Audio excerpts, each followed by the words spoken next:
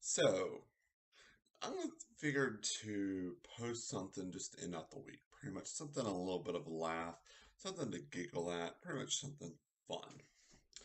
So, this article came out yesterday, and I just wanted to wait for the response from Governor Rick Perry and his little butt buddies.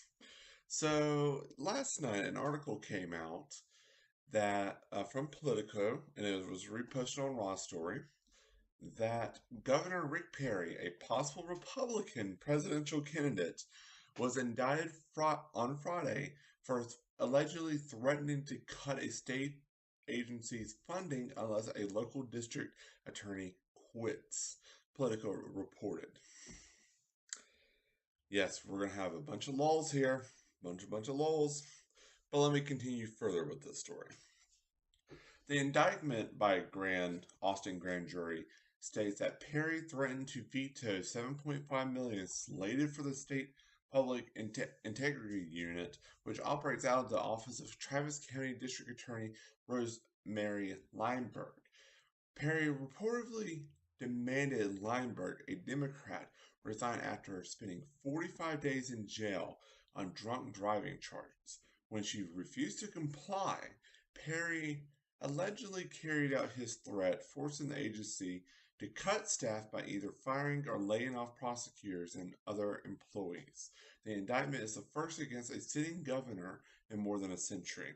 The Austin American Statesman reported that Perry was in a position to select Lehmberg's replacement had she acceded to his request. Despite the other good work of the Public Integrity Unit's employees, I cannot in good conscience support continued state funding for an office with a statewide jurisdiction at a time when the person charged with ultimate responsibility of that unit has lost the public's confidence. Perry was quoted at the time of her arrest. The Statesman had also reported that the Republicans have complained that that the agency, which investigates the corruption, has been led by Democrats for decades, has unfairly targeted GOP members. Now, I understand there's a little bit of a bias there. Okay, ran by Democrats. Okay, they might not go as harsh on Democrats compared to GOP members. But the thing is, what would happen if it was in the opposite case? It would have did that probably in a much worse. But the thing is Rick Perry cannot pass judgment here. He cannot pass judgment because he's a hypocrite. Because back in February, Raw Story also had an article up where pretty much a Republican candidate, beat the shit out of someone who was protesting him by calling him a Republican in name only. He only got a misdemeanor and a $1,000 bond. And I didn't hear a peep coming out of Rick Perry about that. No.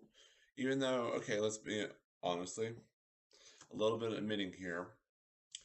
Drunk driving is a little bit of a less crime, but think of this.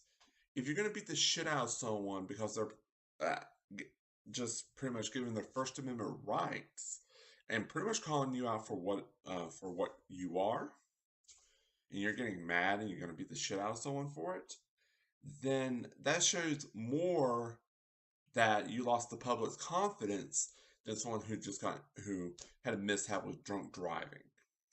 Now, I'm not going to defend drunk driving. I'm not going to say that drunk driving's less of a crime than that. But when it comes on the scale of public's lost the public's confidence, that is less harsh than that. Being the shit out of a protester who's pretty much calling you out for your bullshit. So, I mean, that's less harsh. And the thing is, remember this first paragraph I started out after the paragraph where pretty much when she refused to comply, Perry allegedly carried out his threat forcing the agency to cut staff by either firing or laying off prosecutors and other employees. Well, there was a lovely thing I seen that was on the Rick Perry website. Pretty much one of his butt buddies, Bobby Jindal, said this. The lawsuit against Governor Perry is another political witch hunt by liberal activists. Let me read this again. Perry reported demanding Lehmberg, a Democrat, resigning after spending 45 days in jail on drunk driving charges. When she refused to comply, Perry allegedly carried out his threat, forcing the agency to cut staff by either firing or laying off prosecutors and other employees. That sounds like more of a fucking witch hunt than anything. That you're trying to force someone out of fucking political power by cutting jobs. Trying to put more political pressure on them to get them out of fucking office because, oh no, they did a little bit of drunk driving. Oh no. I'm glad this fucker's getting out of his governor's seat. I'm glad. And luckily he's getting out with the corruption charges as well. And abuse of power. So, I mean,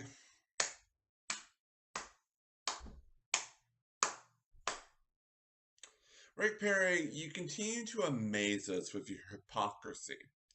So the next time you call someone out or have one of your butt buddies pretty much call out saying, oh, this is a liberal witch hunt, or saying, oh, this person has lost the public's confidence, look at yourself first before you have any of your butt buddies or yourself decide to make comments. Because trust me, you lost the public's confidence a long time ago when you decided to waste a lot of taxpayers' money by sending border troops to the border for no fucking reason. Because, oh no, you have an anti-immigration policy. Oh my God, no. I'm scared of Mexicans. I'm scared they're going to bring deadly diseases in my country, in my state. Oh my God. Stop. And it's an endless boggle of bullshit with that man. It is. So just my point of view on this, Rick Perry, just resign already. Just step out of power. You're only using your governor's seat just to pretty much